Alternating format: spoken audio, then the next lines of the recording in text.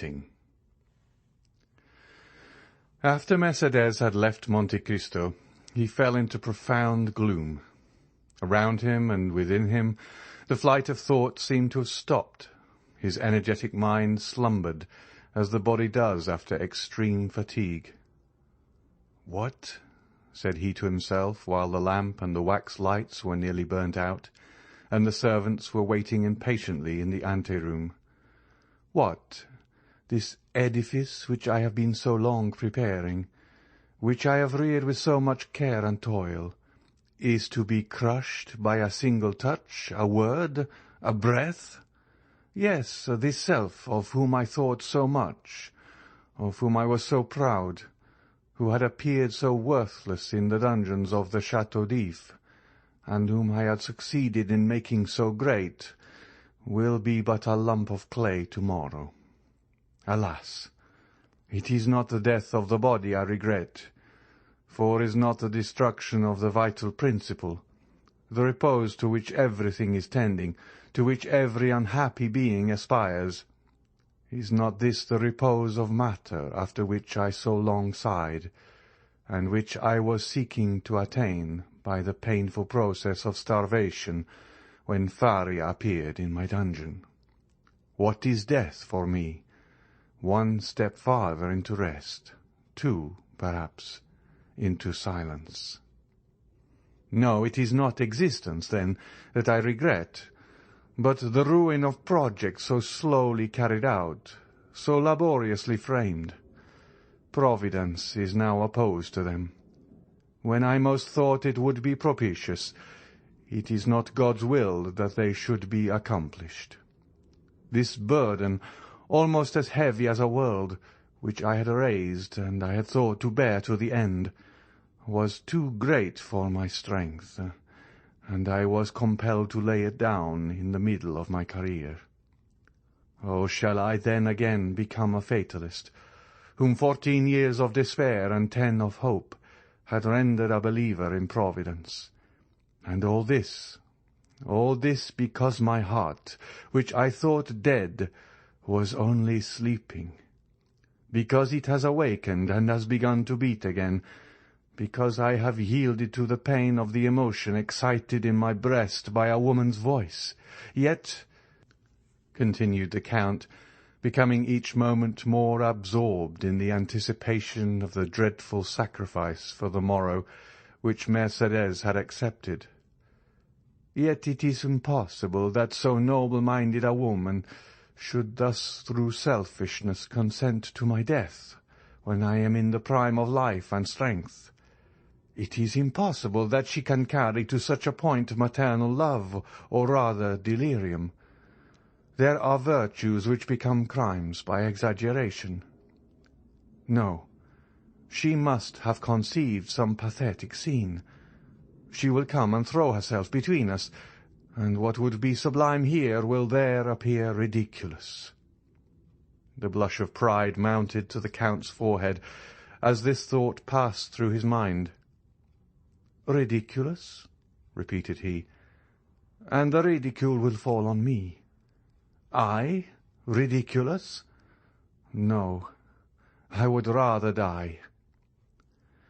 By thus exaggerating to his own mind the anticipated ill fortune of the next day to which he had condemned himself by promising Mercedes to spare her son, the Count at last exclaimed, "Folly! Folly, folly, to carry generosity so far as to put myself up as a mark for that young man to aim at. He will never believe that my death was suicide, and yet it is important for the honour of my memory, and this surely is not vanity but a justifiable pride. It is important the world should know that I have consented by my free will to stop my arm, already raised to strike, and that with the arm which has been so powerful against others I have struck myself. It must be. It shall be." Seizing a pen, he drew a paper from a secret drawer in his desk and wrote at the bottom of the document, which was no other than his will, made since his arrival in Paris, a sort of codicil clearly explaining the nature of his death. I do this, O my God, said he, with his eyes raised to heaven, as much for thy honour as for mine. I have during 10 years considered myself the agent of thy vengeance, and other wretches like Morcerf, Danglars, Villefort, even Morcerf himself, must not imagine that chance has freed them from their enemy. Let them know, on the contrary, that their punishment, which had been decreed by Providence, is only delayed by my present determination. And although they escape it in this world, it awaits them in another, and that they are only exchanging time for eternity. While he was thus agitated by gloomy uncertainties, wretched waking dreams of grief, the first rays of morning pierced his windows, and shone upon the pale blue paper on which he had just inscribed his justification of Providence. It was just 5 o'clock in the morning, when a slight noise like a stifled sigh reached his ear. He turned his head, looked around him, and saw no one, but the sound was repeated distinctly enough to convince him of its reality. He arose, and quietly opening the door of the drawing-room, saw Haydée, who had fallen on a chair, with her arms hanging down, and her beautiful head thrown back. She had been standing at the door, to prevent his going out without seeing her, until sleep, which the young cannot resist, had overpowered her frame, wearied as she was with watching. The noise of the door did not awaken her, and Monte Cristo gazed at her with affectionate regret. "She remembered that she had a son," said he, "and I forgot I had a daughter." Then shaking his head sorrowfully, "Poor Haydée," said he. "She wished to see me, to speak to me. She has feared or guessed something. Oh, I cannot go without taking leave of her. I cannot die without confiding her to someone." He quietly regained his seat, and wrote under the other lines, "I bequeath to Maximilian Morel, captain of Spahi, and son of my former patron, Pierre Morel, ship-owner at Marseille, the sum of 20 millions, a part of which may be offered to his sister Julia and brother-in-law Emmanuel, if he does not fear this increase of fortune may mar their happiness. These 20 millions are concealed in my grotto at Monte Cristo, of which Bertuccio knows the secret. If his heart is free, and he will marry Haydée, the daughter of Ali Pasha of Yanina, whom I have brought up with the love of a father, and who has shown the love and tenderness of a daughter for me, he will thus accomplish my last wish. This will has already constituted Haydée heiress of the rest of my fortune, consisting of lands, funds in England, Austria, and Holland, furniture in my different palaces and houses, and which without the 20 millions, and the legacies to my servants, may still amount to 60 millions. He was finishing the last line when a cry behind him made him start, and the pen fell from his hand. "Haydée," said he, "did you read it?" "Oh, my lord," said she, "why are you writing thus at such an hour? Why are you bequeathing all your fortune to me? Are you going to leave me?" "I am going on a journey, dear child," said Monte Cristo with an expression of infinite tenderness and melancholy, "and if any misfortune should happen to me—" The Count stopped. "Well?" asked the young girl with an authoritative tone the Count had never observed before, and which startled him. "Well, if any misfortune happened to me," replied Monte Cristo, "I wish my daughter to be happy." Haydée smiled sorrowfully and shook her head. "Do you think of dying, my lord?" said she. "The wise man, my child, has said, 'It is good to think of death.'" "Well, if you die," said she, "bequeath your fortune to others, for if you die I shall require nothing." and taking the paper she tore it into 4 pieces and threw it in the middle of the room. Then, the effort having exhausted her strength, she fell not asleep this time, but fainting on the floor. The Count leaned over her and raised her in his arms, and seeing that sweet pale face, those lovely eyes closed, that beautiful form motionless, and to all appearance lifeless, the idea occurred to him for the first time that perhaps she loved him otherwise than as a daughter loves a father. "Alas!" murmured he with intense suffering, "I might, then, have been happy yet." Then he carried Haydée to her room, resigned her to the care of her attendants, and returning to his study, which he shut quickly this time, he again copied the destroyed will. As he was finishing, the sound of a cabriolet entering the yard was heard. Monte Cristo approached the window and saw Maximilian and Emmanuel alight. "Good," said he. "It was time." And he sealed his will with 3 seals. A moment afterwards he heard a noise in the drawing-room, and went to open the door himself. Morel was there. He had come 20 minutes before the time appointed. "I am perhaps come too soon, Count," said he, "but I frankly acknowledge that I have not closed my eyes all night, nor has anyone in my house. I need to see you strong in your courageous assurance to recover myself." Monte Cristo could not resist this proof of affection. He not only extended his hand to the young man, but flew to him with open arms. "Morel," said he, "it is a happy day for me to feel that I am beloved by such a man as you. Good morning, Emmanuel. You will come with me, then, Maximilian?" "Did you doubt it?" said the young captain. "But if I were wrong?" "I watched you during the whole scene of that challenge yesterday. I have been thinking of your firmness all night, and I said to myself that justice must be on your side, or man's countenance is no longer to be relied on." "But, Morel, Albert is your friend." "Simply an acquaintance, sir." "You met on the same day you first saw me." "Yes, that is true, but I should not have recollected it if you had not reminded me." "Thank you, Morel." Then ringing the bell once, "Look," said he to Ali, who came immediately, "take that to my solicitor. It is my will, Morel. When I am dead you will go and examine it." "What?"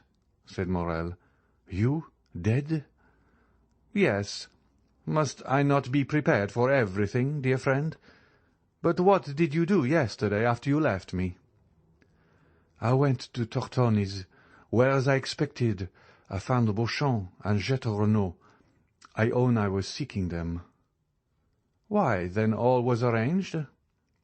"Listen, Count. The affair is serious and unavoidable." "Did you doubt it?" "No. The offence was public, and everyone is already talking of it." "Well?"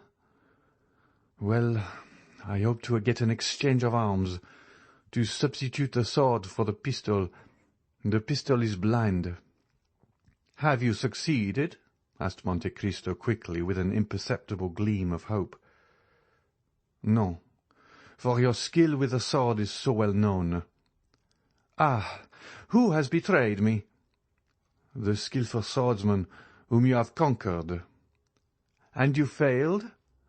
"They positively refused." "Morel," said the Count, "have you ever seen me fire a pistol?" "Never." "Well, we have time. Look." Monte Cristo took the pistols he held in his hand when Mercédès entered, and fixing an ace of clubs against the iron plate, with 4 shots, he successfully shot off the 4 sides of the club. At each shot Morel turned pale. He examined the bullets with which Monte Cristo performed this dexterous feat, and saw that they were no larger than buckshot. "It is astonishing," said he. "Look, Emmanuel." Then turning towards Monte Cristo, "Count, said he, "in the name of all that is dear to you, I entreat you not to kill Albert. The unhappy youth has a mother." "You are right," said Monte Cristo, "and I have none." These words were uttered in a tone which made Morrel shudder. "You are the offended party, Count." "Doubtless. What does that imply?" "That you will fire first." "I fire first?" "Oh, I obtained, or rather I claimed that we had conceded enough for them to yield us that."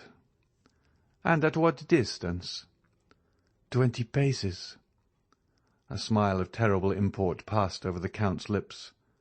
"Morrel," said he, "do not forget what you have just seen." "The only chance for Albert's safety, then, will arise from your emotion."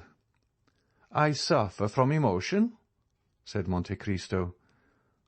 "Or from generosity, my friend.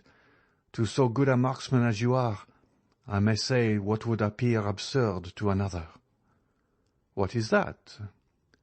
"Break his arm, wound him, but do not kill him." "I will tell you, Morrel," said the Count, "that I do not need entreating to spare the life of Monsieur de Morcerf. He shall be so well spared that he will return quietly with his 2 friends, while I— "And you?" "That will be another thing. I shall be brought home." "No, no!" cried Maximilian, quite unable to restrain his feelings. "As I told you, my dear Morrel, Monsieur de Morcerf will kill me." Morrel looked at him in utter amazement. "But what has happened since last evening, Count?" "The same thing that happened to Brutus the night before the battle of Philippi. I have seen a ghost." "And that ghost?" "Told me, Morrel, that I had lived long enough." Maximilian and Emmanuel looked at each other. Monte Cristo drew out his watch. "Let us go," said he. "It is 5 minutes past 7, and the appointment was for 8 o'clock." A carriage was in readiness at the door. Monte Cristo stepped into it with his 2 friends.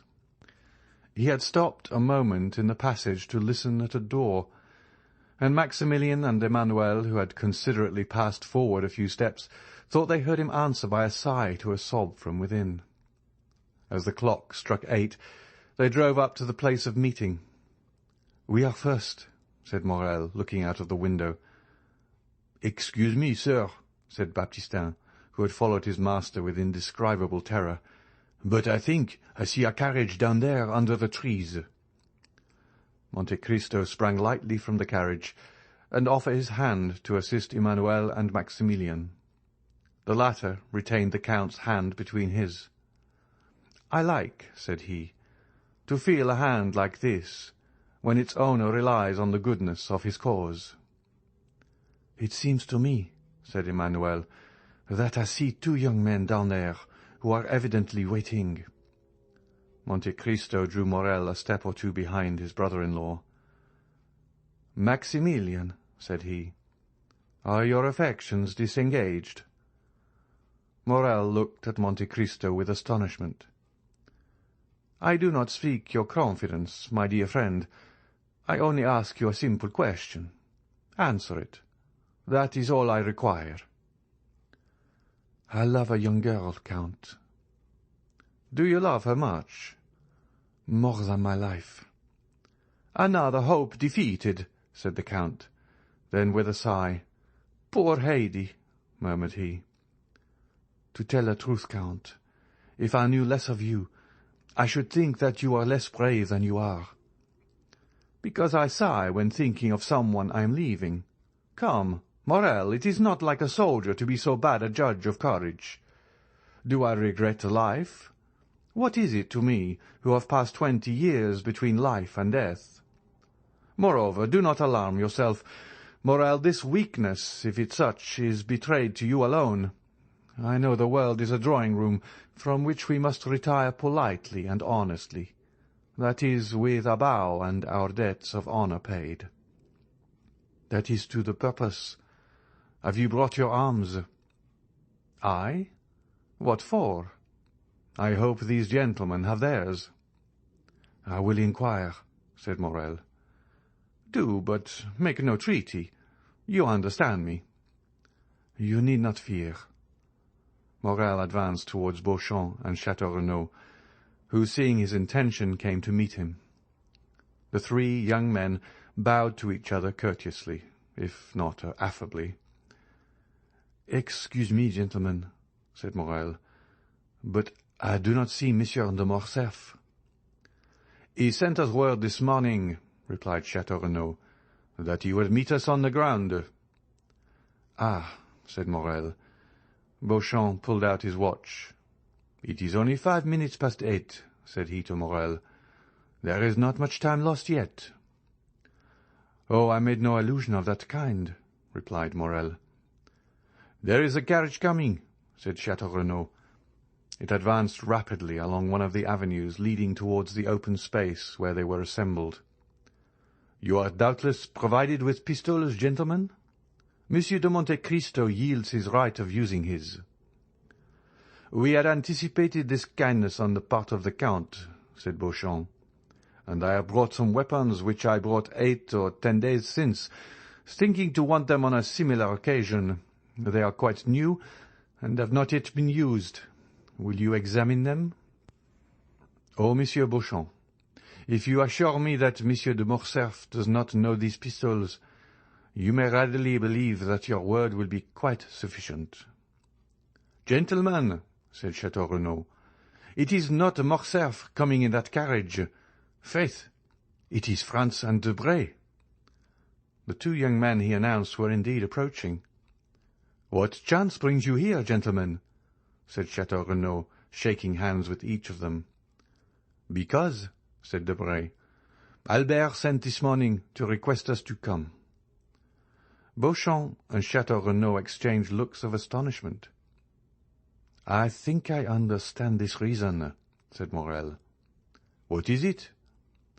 "Yesterday afternoon I received a letter from Monsieur de Morcerf, begging me to attend the opera."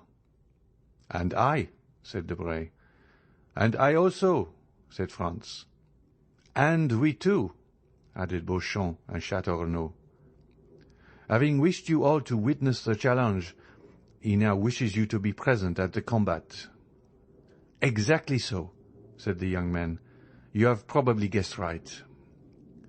"But after all these arrangements, he does not come himself," said Château Renaud. "Albert is 10 minutes after time."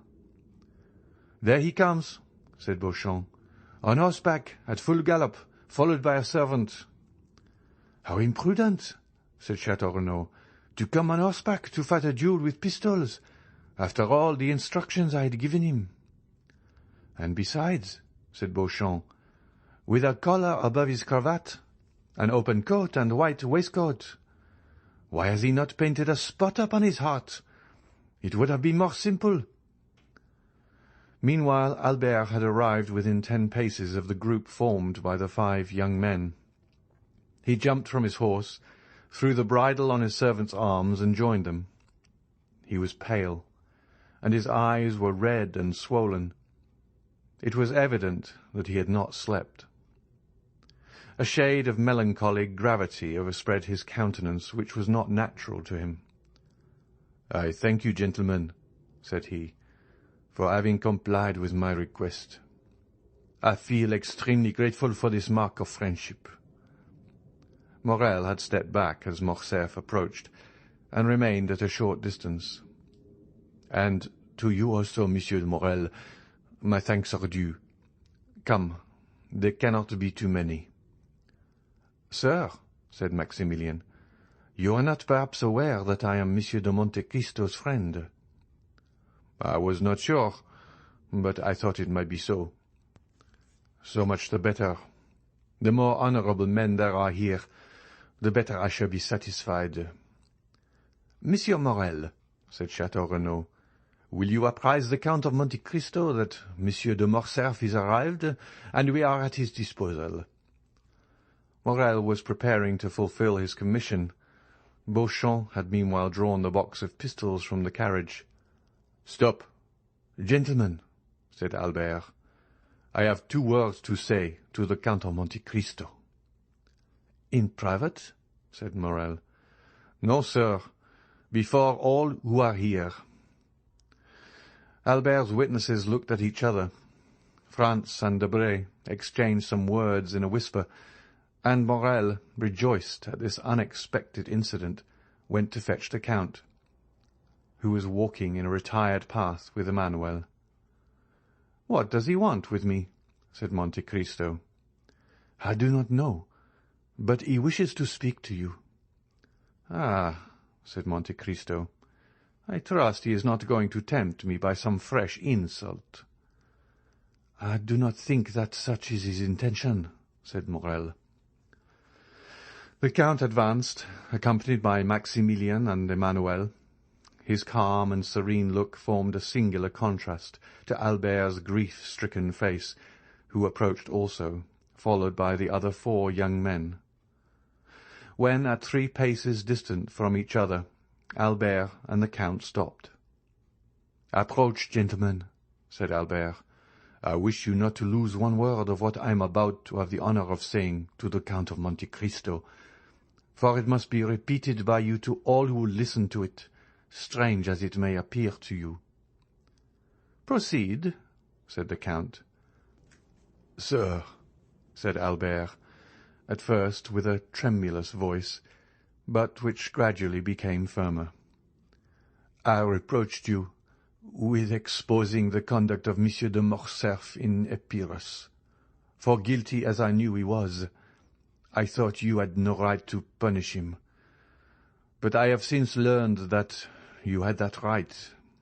It is not Fernand Mondego's treachery toward Ali Pasha which induces me so readily to excuse you, but the treachery of the fisherman Fernand towards you, and the almost unheard-of miseries which were its consequences. And I say, and proclaim it publicly, that you were justified in revenging yourself on my father, and I, his son, thank you for not using greater severity." Had a thunderbolt fallen in the midst of the spectators of this unexpected scene, it would not have surprised them more than did Albert's declaration. As for Monte Cristo, his eyes slowly rose towards heaven with an expression of infinite gratitude. He could not understand how Albert's fiery nature, of which he had seen so much among the Roman bandits, had suddenly stooped to this humiliation. He recognized the influence of Mercédès, and saw why her noble heart had not opposed the sacrifice she knew beforehand would be useless. "Now, sir," said Albert, "if you think my apology sufficient, pray you give me your hand. Next to the merit of infallibility which you appear to possess, I rank that of candidly acknowledging a fault. But this confession concerns me only. I acted well as a man, but you have acted better than man. An angel alone could have saved one of us from death. That angel came from heaven, if not to make us friends, which, alas, fatality renders impossible, at least to make us esteem each other." Monte Cristo, with moistened eye, having breast and lips half open, extended to Albert a hand which the latter pressed with a sentiment resembling respectful fear. "Gentlemen," said he, "Monsieur de Monte Cristo receives my apology. I had acted hastily towards him. Hasty actions are generally bad ones. Now my fault is repaired. I hope the world will not call me cowardly for acting as my conscience dictated.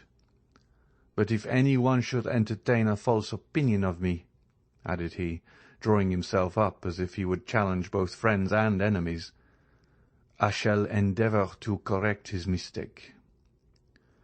"What happened during the night?" asked Beauchamp of Château Renaud. "We appear to make a very sorry figure here." "In truth, what Albert has just done is either very despicable or very noble," replied the Baron. "What can it mean?" said Debray to Franz. "The Count of Monte Cristo acts dishonourably to Monsieur de Morcerf, and is justified by his son? Had I 10 Janinas in my family, I should only consider myself the more bound to fight 10 times.